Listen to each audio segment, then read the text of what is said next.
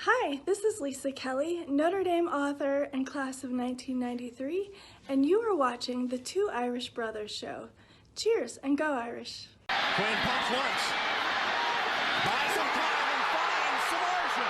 Samardzija with a cutback. 5. Touchdown! What's going on, everyone? I am Sean Moriarty. I'm Benjamin Walters. And this is the Two Irish Brothers show. As you can see, for once in a while, we are actually together here on screen because I was visiting Ben for the game last night. Yep. But of course, this video probably won't be posted till Monday or Tuesday, whatever we decide on. But something I want to say first, that little short that I posted at like 2 o'clock in the morning on Sunday after the game, I stand by it. With the kind of crap that we've been getting on a Facebook group that I help run and whatnot from Ohio State fans that are just being completely classless and being, the trash that most people see them as, I stand by it. Now, of course, doesn't apply to the Ohio State fans that do have class and good sportsmanship. But like I said, to actually think that Ohio State stomped us in the mud last night and just beat us by like 40 or 50 points, having that mentality, that's crap.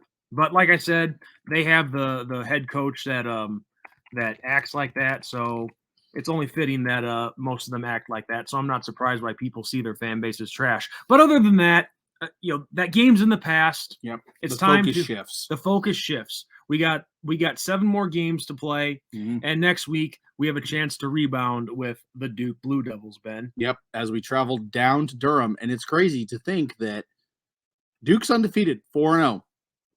Mike Elko, we all know who he is in the Notre Dame fan base, has the Blue Devils on the right path, and they have some pretty impressive statistics right now. They are outscoring their opponent by an average of 29 points.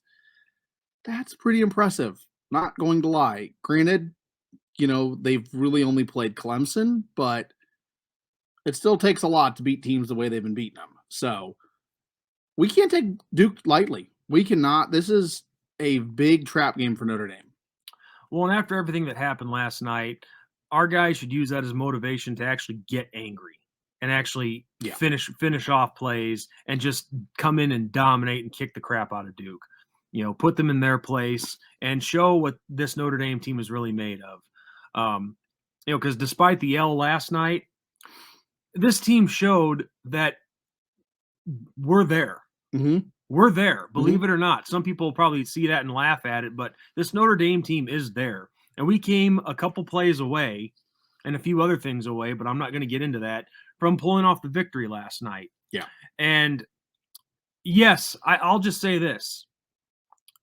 I'm glad that we've turned the corner, but like I said in our post game last night on the Voice of College Football Notre Dame, we've turned the corner, but now we got to start turning that into victories. Yes. Yeah. And on the big stage in big games. But I'm not going to just badmouth this team, because despite what I said about Ohio State and the short that I made, we've got a lot of trash Notre Dame fans that are ready to turn on this team and already have turned on this team. Yeah, and I've had calling it quits. Yeah, just calling it quits, giving up, saying that there's no hope left in the season. And you can be angry all you want, but to actually turn on this team and quit, that's pathetic. You're a loser. Get out of the fan base. But I'm not doing that. Ben, you're not doing that. Nope. I have faith in this team that they can turn the season around and come back from this.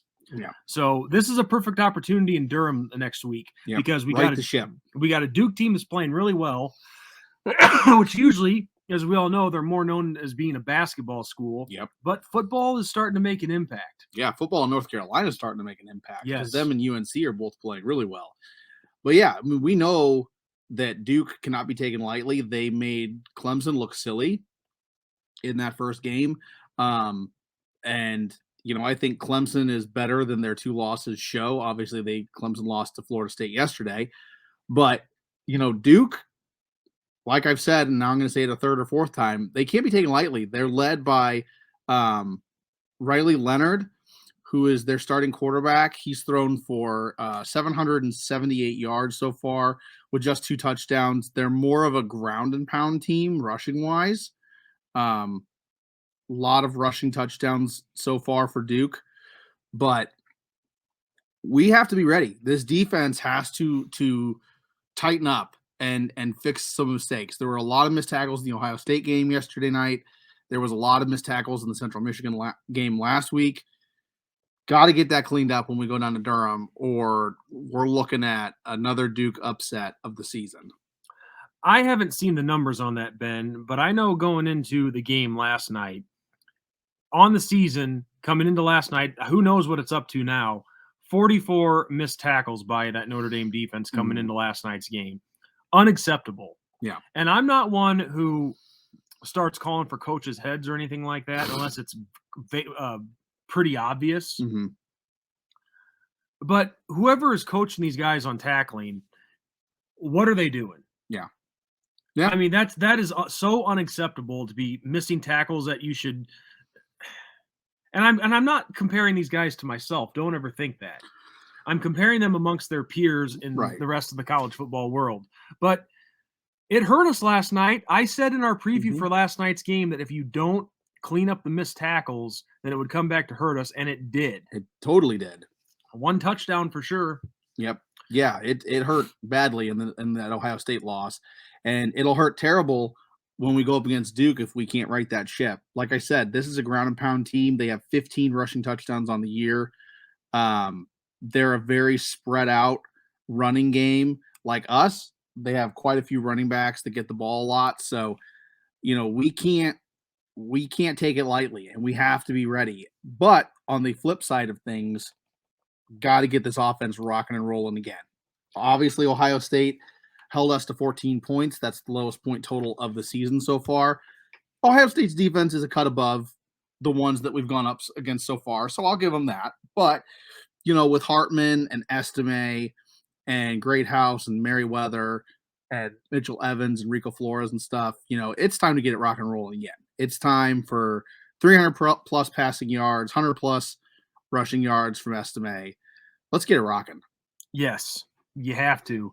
And of course, the offensive line, they need to continue to step it up. I mean, overall, they played pretty well, but there were a few times where they were able to let the defenders get through, and we can't have that. Yeah. Because Duke is going to try to bring it hard just as Ohio State did. Mm-hmm. And, them being ranked for the first time in it's been decades. I think maybe they snuck into the top 25 a few times in recent history. But the bottom line is we're coming to their place. They're wanting to shock the world. Yeah. Well, this is the best Duke team that Duke has had in a long, long time. I mean, then you can't take anything away from that because they're going to be really, really good. And now they did beat us in 2016, but that was a crap year anyway. Yeah. And they had what's-his-face at quarterback, Daniel Jones. Yeah. So and that was at our place. But like I said, I mean, 2016 sucked anyway. The personnel wasn't in place, and it was just a mess. But they still beat us, and they're going to look to try to pull that again. Mm-hmm.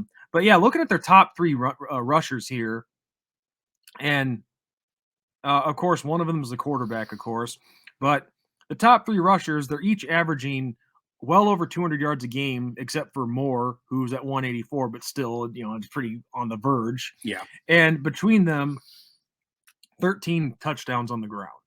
So what you said about them being a ground and pound team, very true. Yeah. But still, though, you can't just ignore the pass completely. No, I mean, it's kind of like we have to make them pass, though. Yes, it's kind of like in a weird kind of way. Even though Duke doesn't run the option, Navy, because Navy, primarily run, but you never know when they're going to pass on you. This could be the same thing with Duke. Mm-hmm. Yeah, yeah. I mean, this is going to be a really interesting game. I think it'll be really telling to see how Notre Dame rebounds. It's all about momentum. And obviously, Ohio State stopped the momentum right in the tracks with this heartbreaking loss that we received from them. Can you right it? Can your energy be fired up again? And can you be angry? And can you go and not only beat Duke, but dominate Duke? So we knew we were going to be in for a battle last night, and that game. I mean, obviously, aside from all the score predictions that all of us on both sides predicted, yeah, it was a hard-fought battle. I mean, like I said, we were way off on all our score predictions, but we knew we were going to be in for a battle, and we knew the the numbers weren't going to look the sexiest, but still, those numbers look pretty well. I mean, Sam Hartman didn't have a bad line last night. No. But he has a chance against Duke to get it back to where he has been, averaging like 300 yards a game. Back to humming along. At least a couple of touchdowns. And still, though, for him, through 5 games, no picks, even though he came close once last night. He came close once in the Ohio State game last night, yeah. To have none through 5 games is pretty impressive, I think. Yeah. But no, this Duke defense, I mean, really myself personally, I haven't had a lot of time to really watch them. But obviously they're doing something right to keep the team in the game. Mm-hmm. I mean, looking at what they average per game so far, and let's see how many picks they have total. 1, 2. Yeah, they've had four interceptions, and as far as fumbles go, actually we'll look at sacks first. Well, and Elko was more of 8 sacks on the season. 8 sacks, not bad. Through what? We got 4 games or 3? 4 games. 4 games through Duke or for Duke. Yeah, so that's like 2 a game. That's not bad. That's a pretty good defense. So, yeah, it's going to be really interesting to see what Duke does and how they handle Notre Dame and on the other side how Notre Dame handles Duke. So, I don't know. We got to be ready for every single opponent. And, Duke is definitely we said before the season started that Duke was going to be one of those trap games. Yes. Along with that, let's see, we said them, other teams like Louisville. I think Pittsburgh could be a trap game, but we're not overlooking Duke here. But all I'm saying is you got to be careful. Yeah, Duke is one of those teams that you have to be careful with, and you have to step on the gas and not take them lightly, because we've seen what happens when we take quote lesser opponents weak or lesser opponents lightly. Excuse me, I'm sorry, I can't talk. Yep. But we have to treat this like we're playing Ohio State again. Yeah, I totally agree. And this is our chance to beat a ranked opponent and get back on track here. And ironically, game day is going to be in Durham next week. So but we're just overrated. Yeah, we're just overrated. Nobody wants to cover us. Yeah, nobody wants to watch us. According to all the trashy mouth Ohio State fans that I dealt with last night and all week before the game, and so I'm sorry I had to sneak that in there. But like I said, there's Notre Dame fans that are acting like trash too, and just giving up, and so trash all over the place. And I think that's maybe the biggest mistake is going on social media. Yeah, where brain cells go to die. Yeah. But I made the choice to help manage a Facebook group and, go on X, formerly known as Twitter, and all that. But, it's going to be there because the internet, Ben, I'm not trying to get off topic here from Duke, but the internet makes the bravest cowards. Yep. The bravest cowards and the boldest people, because it's easy to say something to people when it's on a computer. Yeah, it totally is. Face to face probably never happened. But what else is easy? What's that? Doing score predictions. Yeah, right. So we know what Duke has been so far through 5 games. Mm-hmm. Like you said, a ground and pound team. They haven't passed a ton. But still, though, there's a lot of threat in that passing game that you got to be ready for. Got to be ready. But yeah, score predictions. I went first last week, so you have the honors this week. I'm going to say that we get back on track. Sam Hartman and the boys are angry. I think this Ohio State loss leaves a bitter taste in their mouth, and they're going to take it personal. I say Notre Dame 38, Duke 10. Okay, we're kind of in the same ballpark. I agree with you. The bitter taste is definitely there. These guys are angry. They knew they had this game won last night and let it slip away. So if you're not angry by that, then you have no business being on the field. Right. So they better be angry for this game. They better finally right the ship, especially on defense. Because believe it or not, I thought the offense did all right last night. I mean, there were some mistakes, yes, but it's not like you were playing against a bunch of slouches on defense. No, Ohio State had a great defense. But still, though, like I said, Sam Hartman had a nice line. Well over 50% passing, 175 yards, and the 1 touchdown, which doesn't look the sexiest, but yeah, you get what I'm saying. So, of course, a lot of things change, but if they get angry, they correct the mistakes, especially the missed tackles, which has to change. I'm going to say Notre Dame 42, Duke 20. Okay. I dig it. Yep. So both of us have them winning. Obviously, we always have. Well, I'm never going to pick against Notre Dame anyway. I'm always going to make predict them to win, and whatever happens on the field happens. Yeah. And I just want to say one thing, and I alluded to this already, but I've addressed the trashy Ohio State fans enough. Now I'm addressing all of our fans in the Notre Dame fan base who are acting trashy. Now, thankfully, it didn't happen last night where we got a repeat of Georgia in 2017. Yeah, there wasn't a ton of red, but there was more than you wanted to see. So I'm a little more happier about that. Not completely satisfied, but still too many red, too many people selling their tickets. But to all the Notre Dame fans who, like I said at the start of the video, who are turning on this team and have no faith in them to win, going the quote realist route. I'm a realist. Screw you people. We don't need you in our fan base. But yeah, if you're just going to turn on this team and after one loss give up, then seriously, go cheer for somebody else. Hold on. I had a few people tell me, well, I can have an opinion. Well, you know what? Your opinion sucks. Your opinion is lousy. You're a piece of crap fan. Just say it. Because if you're going to predict your team to not have success and not have a chance at getting to the playoff or a major bowl at worst, then we don't need you in this fan base. Yeah. You are a cancer to this fan base. And the realist term is not an excuse. All you're saying is that you're a fair weather fan. That's it. Yeah. You are Randy Quaid's character from Major League 2, and if you don't know what I'm talking about, look it up. Yeah. You know, he was all happy about how the Indians were going to start the season, and then he turns on them and says, "You're all a bunch of chokers. Turn this place into a parking lot." But once they start winning again, he's like, "Yeah, it's a wild thing. We got this. Mm-hmm. The tribe has it." No. We don't need people like you in that fan base. It's one thing to be angry. I mean, we're angry about last night. Oh, of course. But we're not quitting on this team. We're going to call out their mistakes. We're going to be honest. But we want success from the players as well as the coaches. And one of our viewers said that he was losing faith in Freeman. Well, I hate to say it, but that was one of the stupidest comments I ever heard, dude. And you know who you are. I'm not going to call you out by name. Yeah, no, Freeman doesn't make missed tackles, and Freeman doesn't have a lapse in judgment on coverages. So you either... But the 10 men.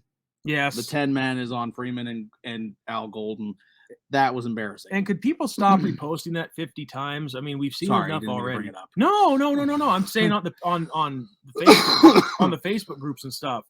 You don't need to post it 50 times. A couple is enough. Yeah. So it's just like, but yeah, we're on to Duke. Yeah. Everything's in the past now. And thank you for letting me get my rant. And hopefully the team has a safe trip down. Anybody going down, hope you guys have a safe trip. Bring us home a victory. Hopefully you guys get some good Southern hospitality. Durham is a beautiful, beautiful place. If you haven't been there and you have the opportunity to go check it out, because Durham is gorgeous. North Carolina as a whole is gorgeous. And one of the states that I would love to move to if I had an opportunity to move. But yep, we wish Duke nothing but the best. Hope for, no injuries. Obviously, we have a little bit of a sentimental feel for the Blue Devils since Elko is there. He's done a phenomenal job turning that program around. So, but I still hope we kick. But we got to beat them. It's nothing personal. It's just business. Yeah. So exactly. With that said, have a great day. God bless. And go Irish. Go Irish. Beat Duke.